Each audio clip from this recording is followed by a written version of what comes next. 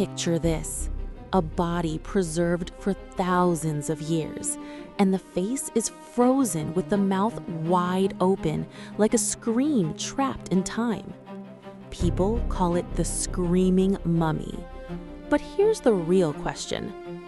Was it a death scream, or just what time does to the dead? First, an important clarification. Screaming mummy isn't a single case. It's a label used for multiple mummies with a similar open-mouthed expression. Most notably, the screaming woman, a female mummy recently studied with CT and lab analyses. Unknown man E, often linked to Pentaware and the royal conspiracy against Ramesses III, and a debated case associated with Amos Meritamen. So it's a whole phenomenon, faces that look like they're screaming from the afterlife. Number 1, the screaming woman. Old discovery, modern science. Discovered in 1935 near Deir el-Bahari, this mummy became famous for her haunting expression, mouth wide open. What revived the mystery is a modern virtual autopsy, CT scans plus scientific testing of embalming materials published in Frontiers in Medicine. Instead of unwrapping her, researchers dissected her digitally. Ancient Egypt meets forensic medicine. Key findings reported from the study and coverage include: she was estimated around her late 40s, around 48 in reports. Embalming looked careful and expensive, including materials like frankincense and juniper derivatives, suggesting high status. This matters because an older theory claimed the mouth was open due to sloppy mummification. The new work argues negligence is less likely here. Number 2, the theories. Confirmed versus possible. A, cadaveric spasm, the death scream hypothesis. Here comes the chilling idea. She may have died in agony, and her face stayed that way?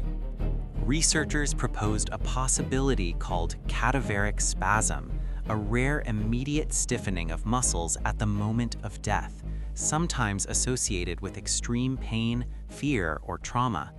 But this is crucial. The study and expert reactions describe it as a plausible interpretation, not a final proven fact, because it's rare and difficult to prove after millennia. Status: plausible, not confirmed. B, natural post-mortem changes, relaxation, position, and time. A simpler explanation is also strong. After death, muscles relax and the jaw can drop open. Over time, desiccation, wrappings, and gravity can preserve that position. Some commentary notes that an open mouth can reflect post-mortem processes rather than a literal scream. Status: reasonable and often likely, case-dependent. C, embalmer mistake? What about they forgot to close the mouth? For the screaming women, the evidence of high-quality embalming weakens that claim. But broadly speaking, techniques and outcomes varied, so the idea isn't impossible in other cases. Number 3, unknown man E, the scream tied to a royal conspiracy.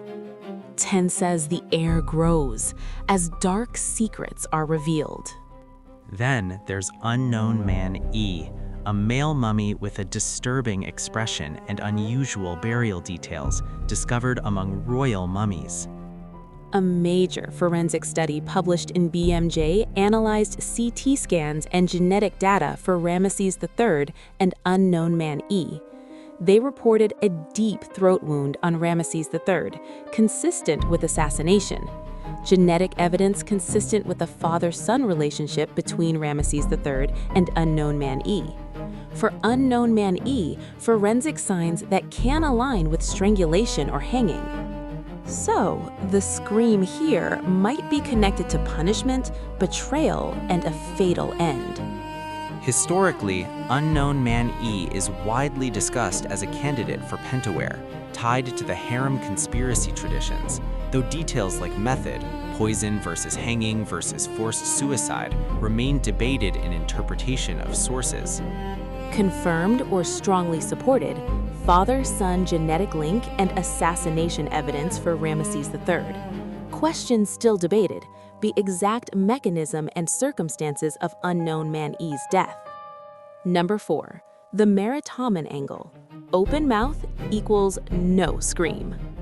In the case linked to Amos Maritoman, CT-based reporting proposed severe coronary disease as a likely contributor to sudden death, and commentary suggests the open mouth may reflect post-mortem relaxation rather than a scream. Number 5. Final verdict. What science says.